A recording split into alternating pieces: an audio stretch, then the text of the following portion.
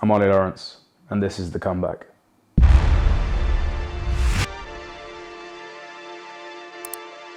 Say now, there's a player to watch out for. Ollie Lawrence is going to be some player.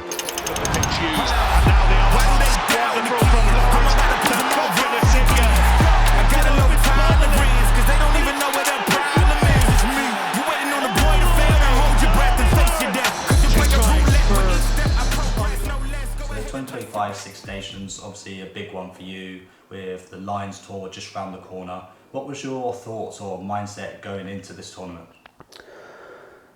Yeah, I think going into the Six Nations, I think I personally knew that I needed a big Six Nations to try and, I guess, put myself in the shop window to get selected. I'd been happy with my performances over the last year internationally, but I knew that everyone was going to be pushing to get hold of those jerseys. So, yeah, my mindset was that if we won as many games as we could, I think that would give us the opportunity to get as many of our boys in the team. And looking back on previous years, that the teams that do well in the Six Nations usually reflects like the majority of the players that go. So we knew it was important for us to do well, and I think that was the buy-in that the boys gave. Rugby's greatest championship, Ireland against England, the Aviva Stadium, final game of round one. Buckle up, folks. You're in for a roller coaster, I promise you that. We started off well against Ireland. We came up short, but I think the performance we put in was a good start to the campaign, and then from then on we kicked on. Played against France, played against Scotland, and then obviously the Italy game is kind of where it all came to an end for me.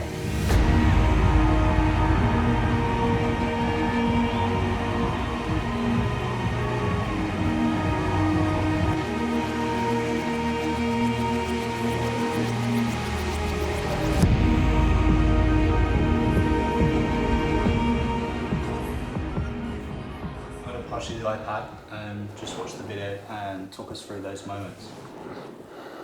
I'll play it on. It looks rather like Ollie Lawrence to me. You can stay on this side, mate. Initially, when I saw a player down, I thought it might be Elliot Daly because he got absolutely walloped on that big pass when he released Freeman down the edge. There you go, it's a straight slip, wasn't it? Nobody was anywhere near him. So very unfortunate there for Ollie Lawrence. This is slightly concerning to see any player drop to the floor like that with no impact. Yeah. Very unfortunate for Ollie Lawrence. Yeah, I've actually not watched that back too many times.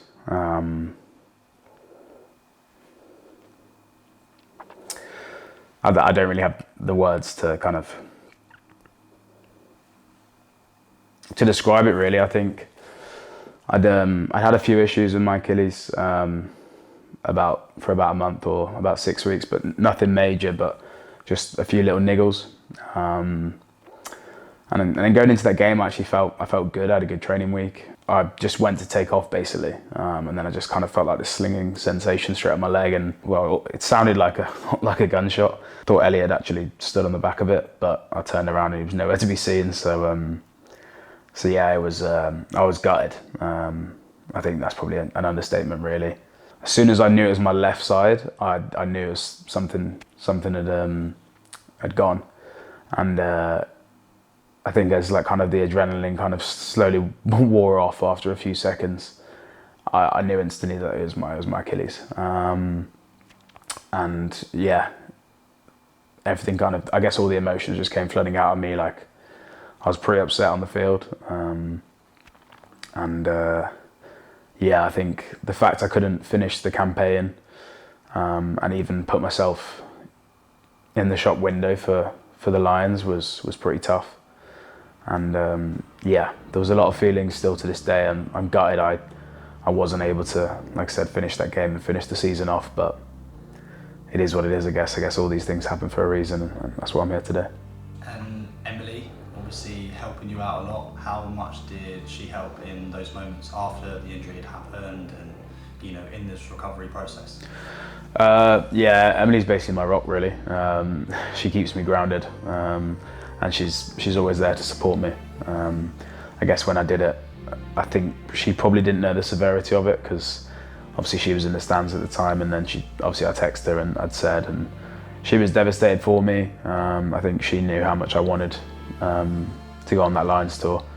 So yeah, she was feeling the emotions as much as I was, but like I said, she's one of my biggest supporters, if not my biggest. And from literally that day onwards, she's been there to support me and help me out, whether that's taking me to my operation or just helping move things around the house, cooking for me, cleaning for me, basically doing everything I've needed and could have asked for and more. So yeah, I can only really credit her and thank her for everything she's done in terms of putting up with me for the last however many weeks, because yeah, I've not been easy at the best of times. Ciao.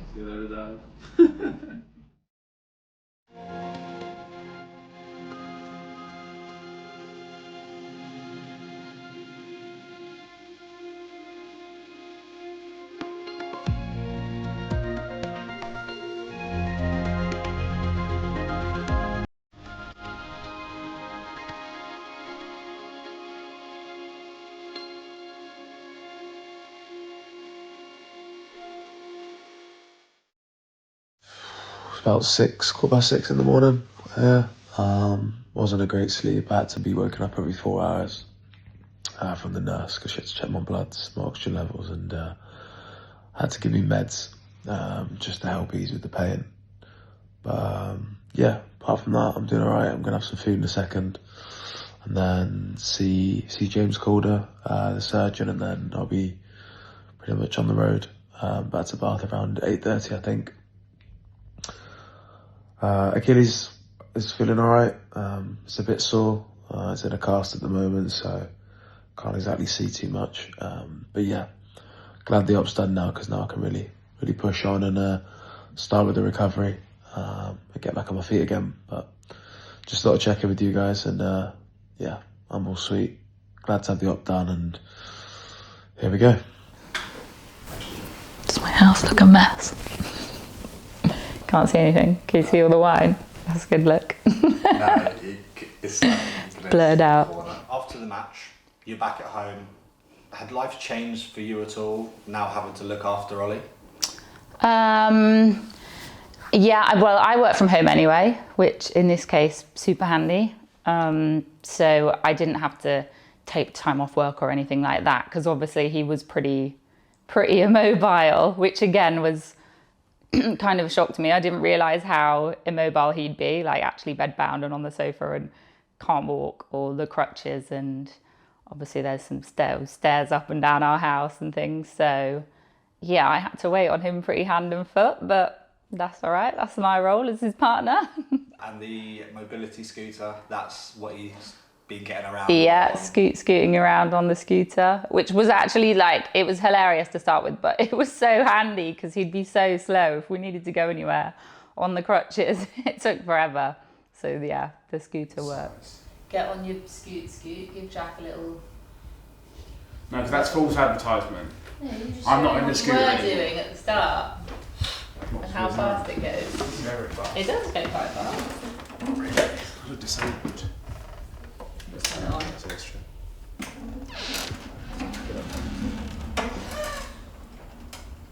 Dog's not like this.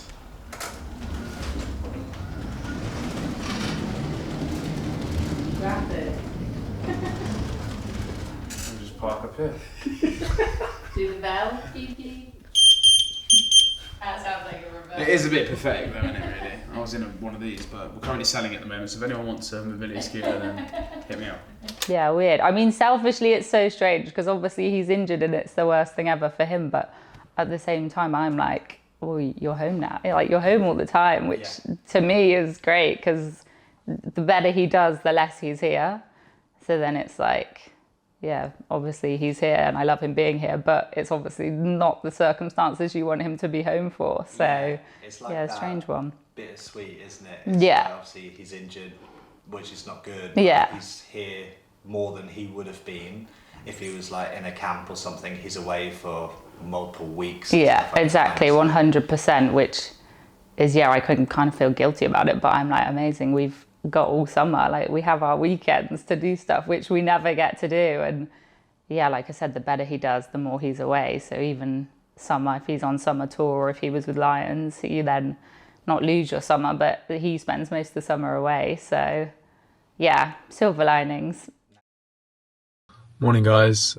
So I've just got to the station now. I'm heading down to London today to go see Professor James Calder. It's my 6-week post-op checkup, so I'm going to see him now.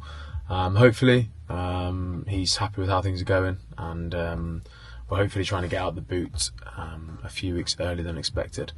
So yeah, hopefully it goes to plan. It was a really good day yesterday. I took my first few steps walking without the boot. Wasn't breaking any speed records or anything like that, but it was nice to get that feeling of just walking again. So yeah, hopefully today goes well.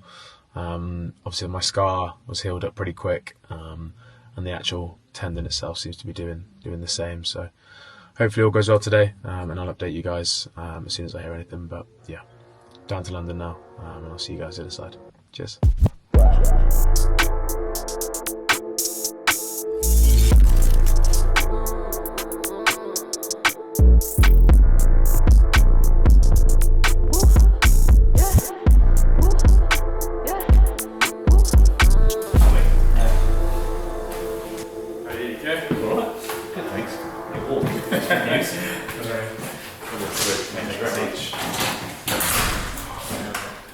How's it been? Yeah, it's been good. Nah, there's been no pain. Like, I had maybe the first week post surgery, I was just like up. I was obviously in bed and on the couch, just my foot up, and it was a bit kind of like throbbing. But apart from that, no, it's been fine. And then obviously came to the boot. So let's have a look, shall we? Yeah, sure.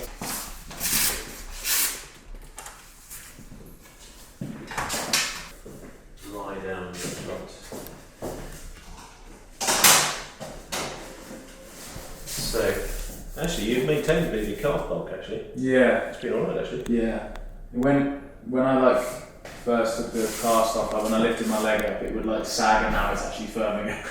It's just quite nice to see. It's getting it together. So, actually, yeah, and your angle of inclination there is good. And looks like your angle with your knee length as well is good. Yep.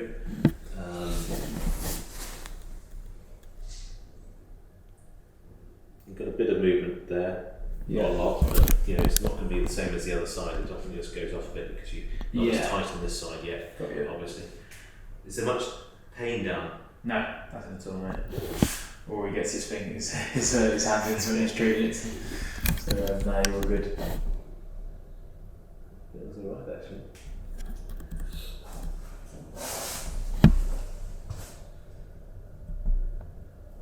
Connected back again, which is, this bit's moving. Okay. That round again. This is the side you did my ankle on, isn't it? Yeah, that's right. Yeah, Yeah, that was the yeah. Yeah. So that looks good actually.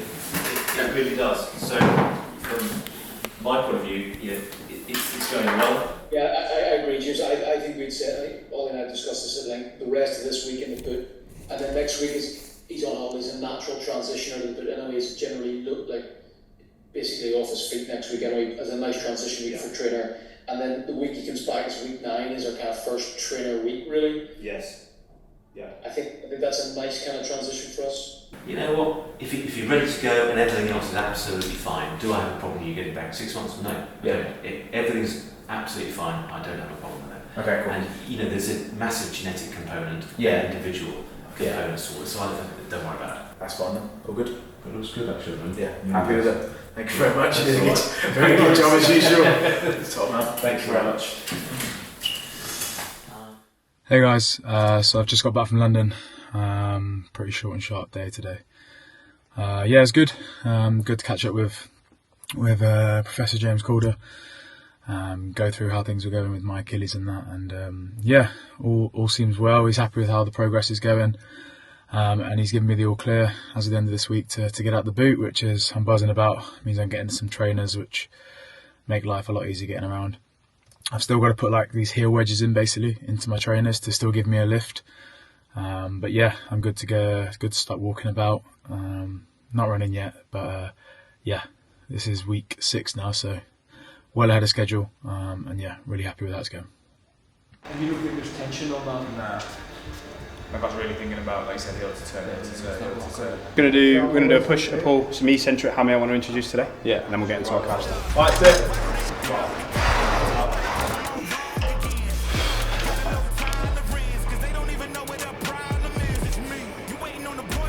Really not as hard, just got a tiny bit more, like just a bit of weight. Oh.